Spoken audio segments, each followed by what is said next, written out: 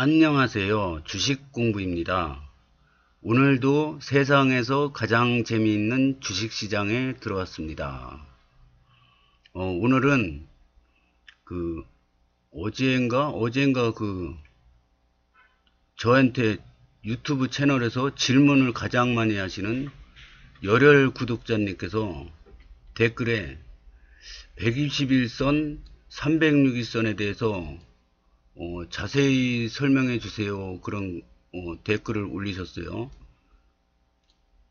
그래가지고 여기에 대해서 설명을 해줘야겠다. 그래가지고 방송을 열었습니다. 이게 121선은 6개월입니다. 6개월. 6개월 평균선이라는 거죠. 그래서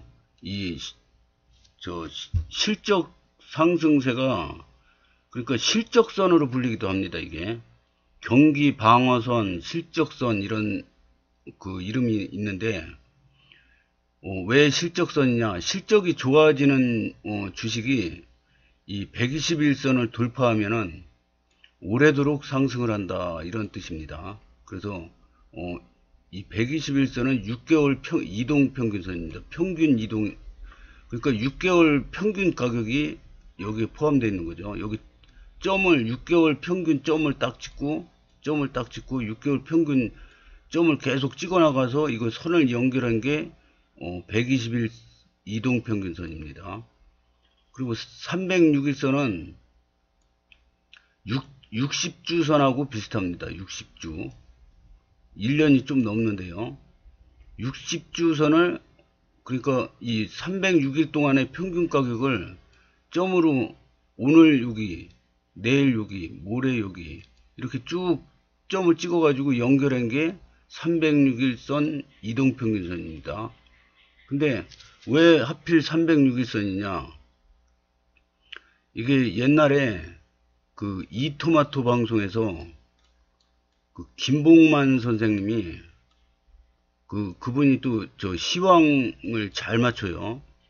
그래서 좀 유명하신 분이었는데, 이분이 306일선 매매를 하는데, 이게 장기적으로 주식이 떨어졌다가 바닥을 기다가 306일 이동평균선을 딱 돌파하면은 급등이 나오더라고요. 모든 종목이 거의가 다.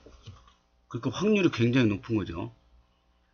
그래가지고 뭐 특별한 뜻은 없어요. 이게 계속 이 차트를 연구하다 보니까 오랫동안 떨어져서 횡보하던 주식이 306일선을 돌파하면 급등을 하더라. 이런 공통점이 있더라. 그래가지고 이 김봉만 선생님이 306일선 매매를 주로 하십니다. 그래서 이거를 어떻게 잘 설명해 줄까 네이버도 쳐보고 막 그랬는데 뭐 특별한 게 안 나와요. 306일선에 대해서는. 근데 이제 유튜브에서 306일선을 쳐봤더니 306 나르샤 TV라는 그 채널이 있는데, 여기에서는 306일선만 갖고 주식을 하더라고요. 그래서 306일선 돌파한 주식 종목을 쭉 나열해서 요 중에 어떤 걸 살까 이런 거를 방송을, 그러니까 이 제목이 306일선이에요. 306 나르샤 TV. 그래서 306일선만 갖고 매매하는 분이 있더라고요. 그래서 근데 이제 이게 옛날에는 아무도 몰랐을 때는 이게 잘 통하지만은 너도나도 306일선 매매를 하잖아요. 그러면 이게 이렇게 잘 통하지가 않아요. 그래서 이 주식 비법이라는 게 혼자만 알고 혼자만 요거를 계속 써먹어야지, 여러 사람이 이 방법을 쓰면은 이게 안 통합니다. 그게 주식시장의 원리예요. 그래서 너도나도 투매할 때 팔아 제낄 때는 여기서 사는 스마트머니가 있지 않습니까? 이 사람들만 돈을 버는 거고 나머지는 다 돈 까먹는 거죠. 돈 까먹는 사람이 많을수록 이 스마트머니가 벌 확률이 많습니다.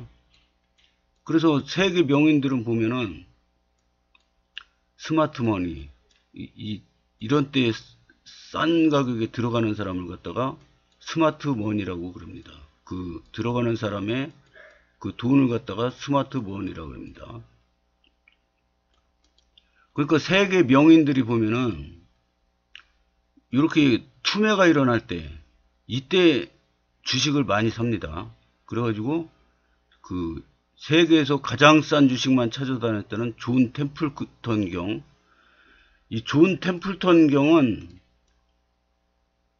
그, 다른 사람은 그냥 이름, 워렌 버핏, 벤자민 그레이엄, 피터 린치, 이렇게 이름만 있는데, 이 존 템플턴 경은 이름 뒤에 경자가 붙습니다.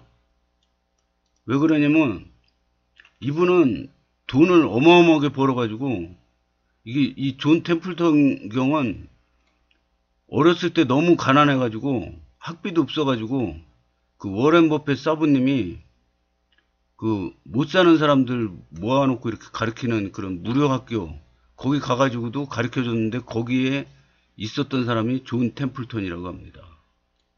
그러니까 워렌 버핏 그 사부님의 같은 제자죠. 근데 이제 돈을 너무 많이 벌어가지고, 그 만약에 어디에 막 수재 그 사고가 났다, 막 물에 잠기고 막 그런 사고가 났다 그러면 이런 데에 기부를 많이 했답니다. 기부를. 어디 뭐 산불 나가지고 막 이재민이 많이 생겼다 그러면 이런 데에 기부를 하고, 뭐 이렇게 기부를 많이 해가지고 영국 여왕이 귀족 자기를 줍니다. 그래서 요 뒤에 경자가 붙습니다.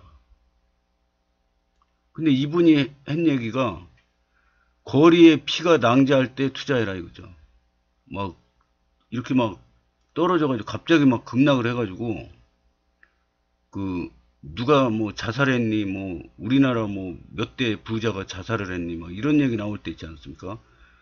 막 저 누가 뭐 한강에 가서 빠져 죽었니, 뭐 주식회에서 돈 다 까먹어가지고 뭐 막 이런 얘기가 나올 때, 거리에 피가 낭자할 때 투자해라.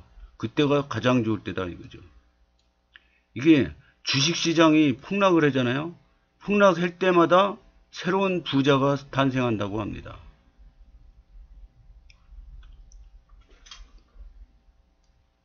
그래서 오늘의 질문, 열혈 구독자님이 질문하신 요 까만 선 121선, 요 빨간 선 306일선, 이걸 저는 이거 306일선 돌파하는 종목 찾아가지고 매매한 적은 거의 없어요. 없는데, 근데 왜 차트에다가 계속 306일선을 넣느냐? 이 장기 이평선을 보고 전체 흐름을 보는 거죠. 전체 흐름을, 아, 장기 이평선이 이렇게 쫙 벌어지면은 거의 상투다.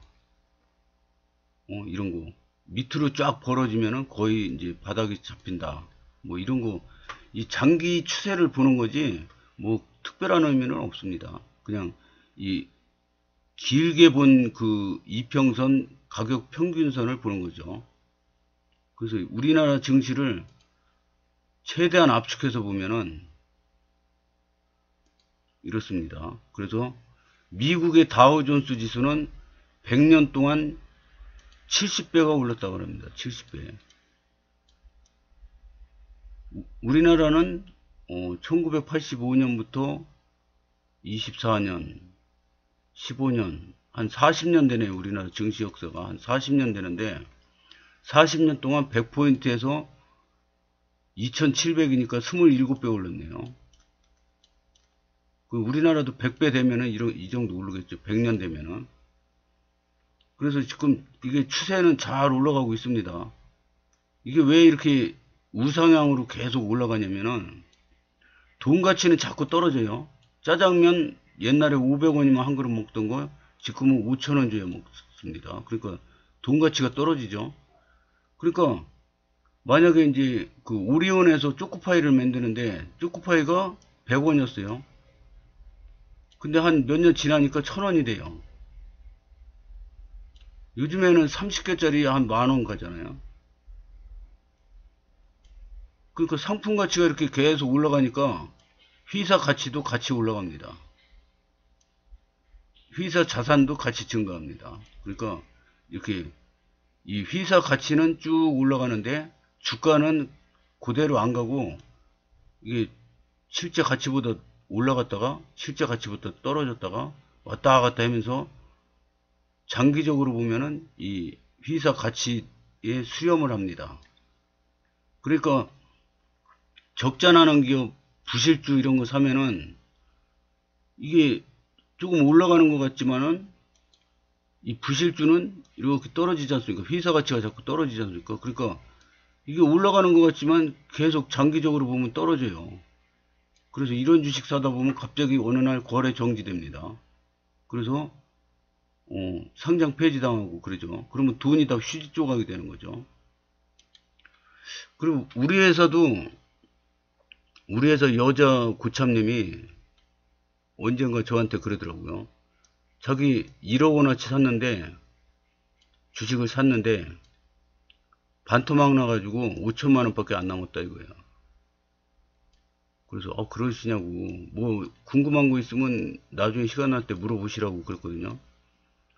그런데 이제 어느 날 버스 타는 데서 이제 만났는데 의자에 앉아 계시더라고요. 그래서 나도 옆에 앉아서, 그러면은 저기 주식을 살 때 이 회사가 현재 가치가 싼지 비싼지 그걸 알 수 있냐 그랬더니 모른대요, 그런 거. 그래서 이제 PBR이라는 걸 가르쳐 줬어요. PBR. PBR이 1이 되면은 회사 청산가치인데, 그 세계의 유명한 명인들은 0.5 이하에서 산다. 근데 이제 그 PBR이 0.5래도 돈을 잘 벌고 꾸준히 성장하는 회사를 사야지 돈을 번다. 이런 얘기를 해줬어요. 그랬더니 이게 PBR이 1이면은 적정 가치고 0.5면 싸니까 사야 되는구나. 알았다고, 고맙다고 그러더라고요. 그 이제 며칠 전에, 그거는 몇 달 전이고요. 며칠 전에 이제 또 물어봤어요. 주식 요즘에 많이 올랐죠? 그랬더니 한 종목은 거래 정지당했답니다. 그래서 이 초보자들이 꼭 저기 작전주 아니면 테마주 이런 걸 많이 삽니다. 그래가지고 그냥 단기간에 이렇게 급등을 먹어가지고 1년에 뭐 몇 10배, 20배 막 이렇게 먹으려고 그렇게 작정을 하고 막 해요. 근데 이게 됩니까? 세계 최고 역사적으로 전무후무한 워렌 버핏도 1년의 평균 수익률이 26%입니다. 세계적으로 가장 잘했던 펀드 매니저 피터 린치가 14년 동안 마젤란 펀드를 운영했는데 14년 연속 수익했는데 평균이 29%였습니다. 그래서 이 정도 20%대를 하면, 수익을 내면은 이 원금이 3년에 2배로 막 뜁니다. 3년에 2배로.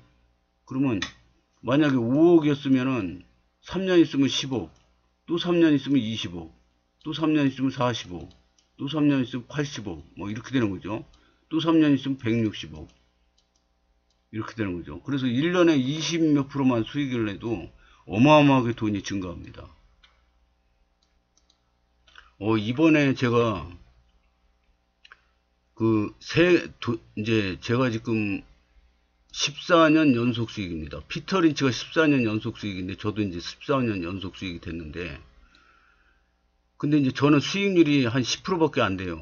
피터 린치는 29%고, 피터 린치는 어마어마하게 한 집 걸로 한 집, 미국의 전체 전국에서 한 집 걸로 한 집씩 그 펀드에 가입할 때는 어마어마한 크기 마젤란 펀드를 가지고 연평균 29% 수익률을 냈어요. 제 한 3배 수익률을 낸 거죠.